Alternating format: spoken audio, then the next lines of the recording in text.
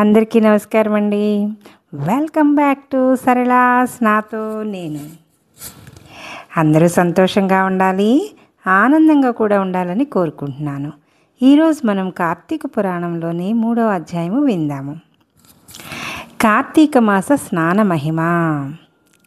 జనక మహారాజా, కార్తీక మాసమున ఏ ఒక్క చిన్నదానము చేసినను అది గొప్ప ప్రభావము గలదై వారికి సకల ఐశ్వర్యములు కలుగుటయే కాక మరణానంతరము శివ సాన్నిధ్యమును చేరుదురు.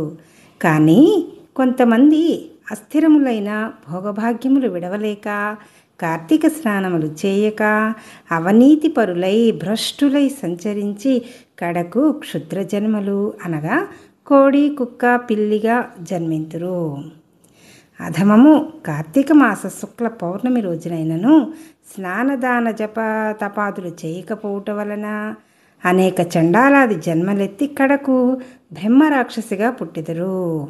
దీనిని గురించి నాకు తెలిసిన ఇతిహాసం ఒకటి వినిపించదను, సపరివారముగా శ్రద్ధగా ఆలకింపుము. బ్రహ్మరాక్షసులకు ముక్తి కలుగుట.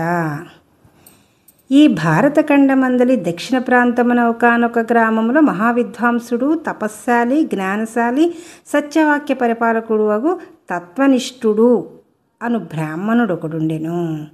ఒకనాడు ఆ బ్రాహ్మణుడు తీర్థయాత్ర సక్తుడై అఖండ గోదావరికి బయలుదేరును. ఆ తీర్థ సమీపమున ఒక మహావట వృక్షంబుపై భయంకర ముఖములతోనూ దీర్ఘకేశములతోనూ బలిష్టంబులైన కోరలతోనూ నల్లని బాణ పొట్టలతోనూ చూచువారులకు అతి భయంకర రూపములతో 3 బ్రహ్మరాక్షసులు నివసించుచు ఆ దారిన ప్రోవు బాటసారులను బెదిరించి వారిని భక్షించుచు ఆ ప్రాంతమంతయు భయకంపితము చేయుచుండిరి.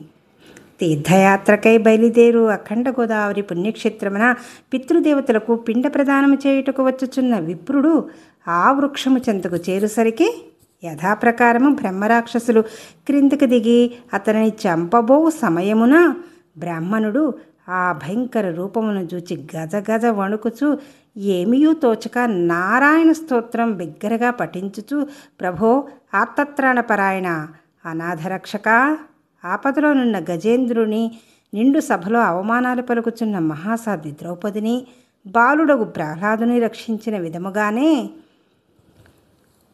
ఈ పిశాచముల బారి నుండి నన్ను రక్షించు తండ్రి అని వేడుకొనగా ఆ ప్రార్థనలు విన్న బ్రహ్మరాక్షసులకు జ్ఞానోదయం కలిగి, మహానుభావా, మీ నోటి నుండి వచ్చిన శ్రీమన్నారాయణ స్తుతి విని మాకు జ్ఞానోదయమైనది, మమ్ము రక్షింపుడు అని ప్రాధేయపడిరి. వారి మాటలకు విప్రుడు ధైర్యం తెచ్చుకుని, ఓయి, మీరెవరు? ఎందులకు మీకు రాక్షస రూపంబులు కలిగిను? మీ వృత్తాంతము తెలుపుడమని పలుకగా వారు, విప్రపుంగవా, మీరు పూజ్యులు, ధర్మాత్ములు, వ్రతనిష్ఠాపరులు. మీ దర్శన భాగ్యం వల్ల మాకు పూర్వజన్మమందలి కొంత జ్ఞానము కలిగినది.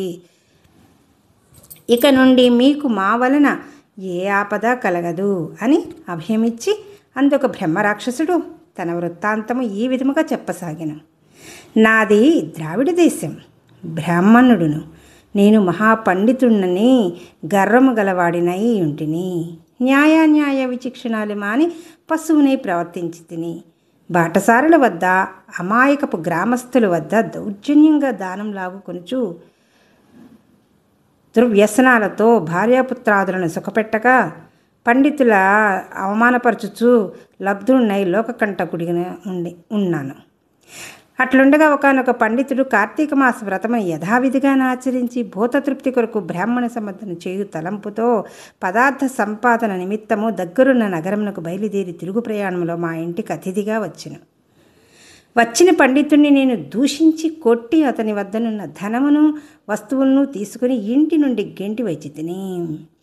అందులకు ఆ విప్రునికి కోపం వచ్చి, ఓరి నీచుడా, అన్యక్రాంతముగా డబ్బు కూడబెట్టినది చాలక, మంచి చెడ్డలు తెలియక, తోటి బ్రాహ్మణుని కూడా ఆలోచింపక కొట్టి తిట్టి వస్తు సామాగ్రిని దోచుకుంటేవి కాక నీవు రాక్షసుడివై నరభక్షకుడువుగా నిర్మానుష్య ప్రదేశములలో ఉందువుగాక అని శపించుటచే నాకీ రాక్షస రూపము కలిగినది.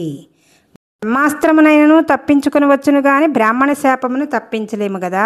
కాన అపరాధము క్షమింపమని వారిని ప్రార్థించితిని. అందులకు అతడు దయతలచి పోయి, గోదావరి క్షేత్రమందొక వటవృక్షము గలదు, నీవందు నివసించుచు బ్రాహ్మణు వలన పునర్జన్మనందుదువుగాక అని వెడలిపోయెను. ఆనాటి నుండి నేను రాక్షస స్వరూపమున నభాక్షణము చేయుచుండిని. కాన ఓ విప్రోత్తమా, నన్ను నా కుటుంబము వారిని రక్షింపదని మొదట రాక్షసుడు తన వృత్తాంతము చెప్పెను. ఇక రెండో రాక్షసుడు, ఓ ద్విజోత్తమా, నేను కూడా పూర్వజన్మలో బ్రాహ్మణుడిని. నేను నీచుల సహవాసము చేసి తల్లిదండ్రులను బాధించి వారికి తిండి పెట్టక మార్చి అన్నమో రామచంద్రాయనుటుల చేసి వారి ఎదుటనే భార్యాబిడ్డలతో పంచభక్ష పరమాన్నములతో భుజించుచుండెడివాడను. నేను ఎట్టి దాన ధర్మములు చేసి ఎరుగను. నా బంధువులను కూడా హింసించి వారి ధనం అపహరించి రాక్షసుని వలె ప్రవర్తించి తిని. కాన నాకీ రాక్షసత్వము కలిగెను. నన్ను పాప పంకిలము నుండి ఉద్ధరింపుము అని బ్రాహ్మణుని పాదములపై పడి పరిపరి విధముల వేడుకొనెను. మూడవ రాక్షసుడు కూడా తన వృత్తాంతమును ఇటుల తెలియజేసెను. మహాశయ, నేనొక సంపన్న కుటుంబంలో పుట్టిన బ్రాహ్మణుడను. నేను విష్ణు ఆలయములో అర్చకునిగా నుంటిని. స్నానమైనను చేయక కట్టుబట్టలతో దేవాలయములో తిరుగుచుండెడివాడను. భగవంతునికి ధూపదీప నైవేద్యములను సమర్పించక భక్తులు కొని తెచ్చిన సంభారములను నా వంపుడు గత్తెకు అందజేయుచు మధ్యమాంసము సేవించుచు పాపకార్యములు చేసినందున నా మరణాంతరము ఈ రూపము ధరించితిని. కావున నన్ను కూడా పాప విముక్తుని కావింపుమని ప్రార్థించెను. ఓ జనక మహారాజా, తపోనిష్ఠుడుగా విప్రుడు పిశాచములు దీన విలాపములు ఆలకించి, ఓ బ్రహ్మరాక్షసులారా భయపడకుడు. మీరు పూర్వజన్మలో చేసిన ఘోర కృత్యముల వల్ల మీకు ఈ రూపము కలిగెను. నా వెంట రండు, మీకు విముక్తిని కలిగింతును అని వారిని ఓదార్చి తనతో కొనిపోయి ఆ ముగ్గురి చేతన విముక్తి సంకల్పము చెప్పుకొని తనే స్వయముగా గోదావరిలో స్నానమాచరించి స్నాన పుణ్య ఫలమును ముగ్గురు బ్రహ్మరాక్షసులకు దారపోయిగా వారి వారి రాక్షస రూపములు పోయి దివ్య రూపములు ధరించి వైకుంఠమునికేగిరి. కార్తీక మాసములో గోదావరి స్నానం ఆచరించినచో హరిహరాదులు సంతృప్తి నుండి వారికి సకలైశ్వర్యములు ప్రసాదింతురు. అందువలన ఎంత ప్రయత్నించినా సరే కార్తీక స్నానాన్ని ఆచరించాలి. ఇట్లు స్కాంద పురాణం తర్గత వశిష్ఠ ప్రోక్త కార్తీక మహాత్మ్యమందలి 3వ రోజు అధ్యాయము. ఓం నమః శివాయ.